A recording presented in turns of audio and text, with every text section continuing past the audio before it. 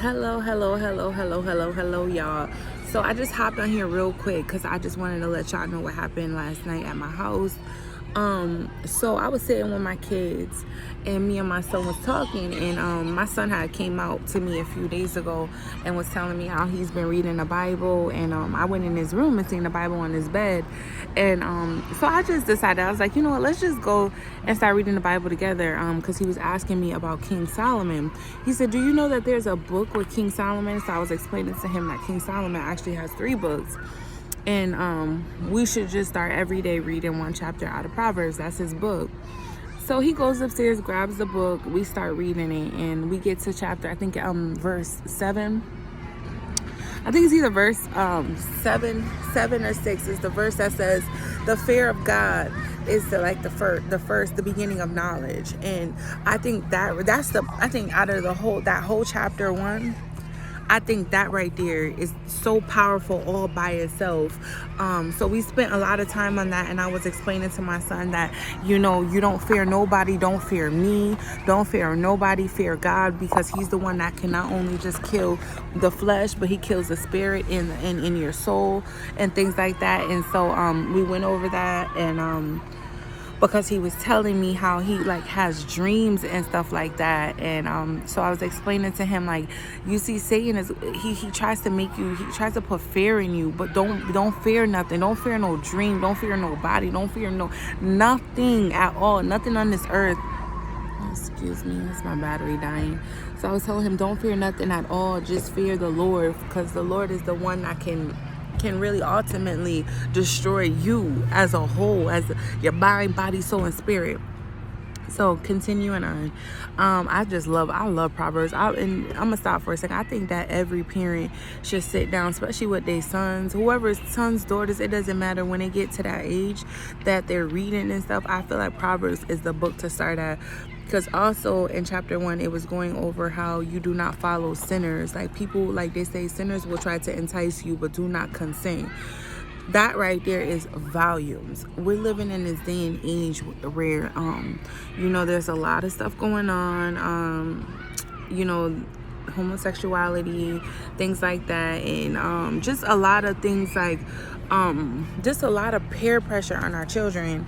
And I feel like that is so important to sit down and let our kids know that you need to walk. Don't consent in nothing. Don't feel pressure to do something because somebody else is doing it, because you're gonna find that there's gonna be 9 people saying yes and you'll be the only one saying no. Still be okay with yourself, with being different. It's okay to be different. You don't have to follow nobody. You be the head and not the tail. And so I was sitting here, going over. I love that too, about the chapter 1, about saying no. And then so we moved on in chapter 1, and we moved on to the verses where it was talking about how the sinners will sit waiting to shed innocent blood, and taking what's not theirs, and robbing and killing and stealing. Basically, you guys know the verses right after it says do not consent, right, to sins. And so my son stopped, and my son was like, "Ma, is it kind of like that rapper, whoever it was, XXX, who was in the store, and four young men was sitting outside of the store waiting for him to come out to rob him, and they ultimately end up killing this man?" And I was like, whoa, perfect. Yes. So I broke that situation down to him, because I actually listened one day on YouTube to part of the trial when them young men was in trial. And I heard how the young men said, one of them was saying how one of them called everyone up that morning and said, "Hey, let's get a lick." For all y'all who don't know what that is, that's let's go rob somebody.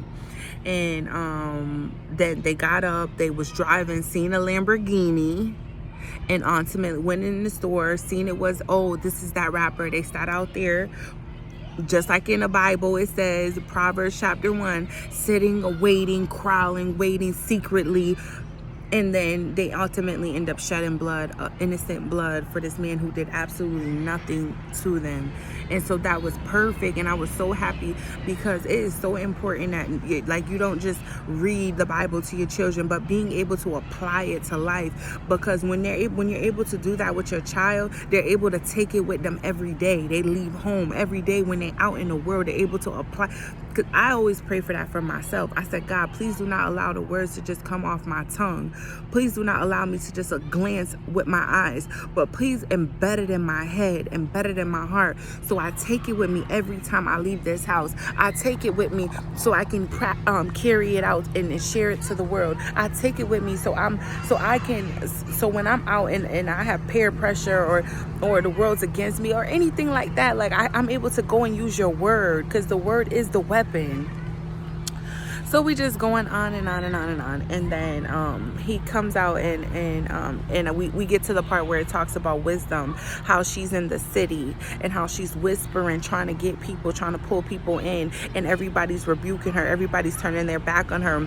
Fools that hate knowledge. So we was going over that, and I was explaining to him, not everybody is going to want to read the word. Not everybody's going to want to talk about God. Not everybody's going to want to indulge in those conversations with you, but it's okay. Don't pressure nobody.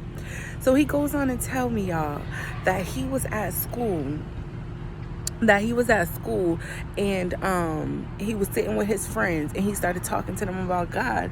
He was like, Mom was telling them about Moses, and he was like, but they were paying me no attention. He said, I had one friend act like he was writing it on his hand and things like that. And I said, it's okay. I just started busting out in tears, crying, because as a parent, that was such a proud moment for me. Oh my God, I'm going to start crying now. But as a parent, that was such a proud moment for me, because growing up, my parents never told me about God. They never even told me to pray before I eat. That was never a conversation in my household about God, Jesus, nothing. There was plenty of Bibles. There was plenty of Bibles in the house, but no one never ever told me about God. I went out. Everything I know now is because I went out and I did the footwork myself. And I decided that I'm not raising my child like that. My children is going to know God. My household is gonna know God, for the simple fact that God saved every last one of my children's in my birth. I never had an easy birth. I never had a vaginal birth. I've always had complications, and God pulled every last one of my children through. They're healthy, they're fine, they're gonna know God. They're gonna know, if they're gonna know anybody, it's going to be God. And so I made it my mission to teach them. Like I told y'all, even my 2-year-old, I make my 2-year-old get on her knees and pray. Even my 4-month-old would be on a pillow with us on the floor. Like I keep everybody in the midst of God. And so I was so happy, and I don't know, I just wanted to come on here and talk to all my mothers out there who have children. My son right now is 10 years old, but I've been making him pray and stuff like that for the last couple years. So, but me and him, as far as reading the Bible, we just started that last year. And I just want to say to all you mothers out there, start opening that Bible with your child, even if it's a book. Like, you know how people be reading books, these little child books to your children at night. Go open the Bible and read it to your child. It felt so good as a parent yesterday. Like, y'all, I had to come on here and explain this experience to y'all and share this experience with you guys, because it felt so good as a parent to hear my child, first of all, be able to say the 10 commandments in order. He knows the Lord's Prayer. Tell me about Moses. Tell me about Noah. Tell me about Samuel. Where did Samuel go wrong?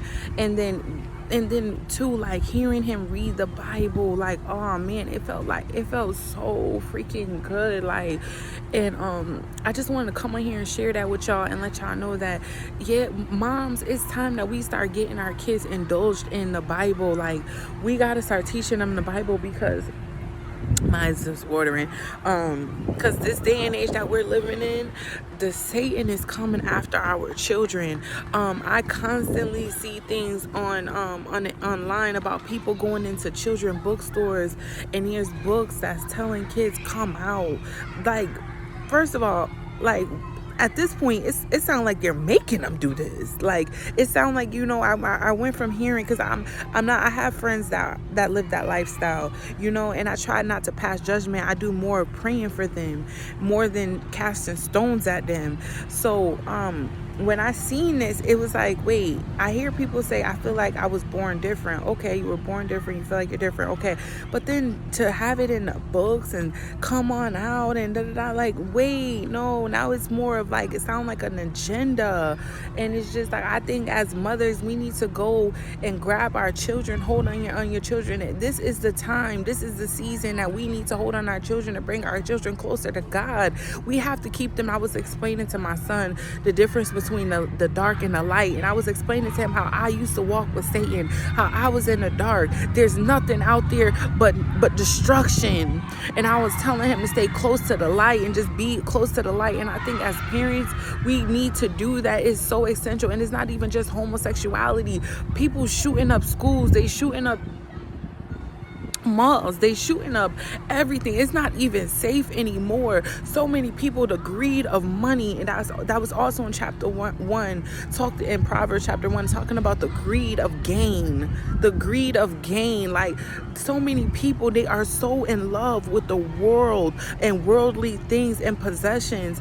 It is time that we reclaim our children. We got to start praying over our children, showing our children, because our children is under attack. Our children is under attack by Satan himself.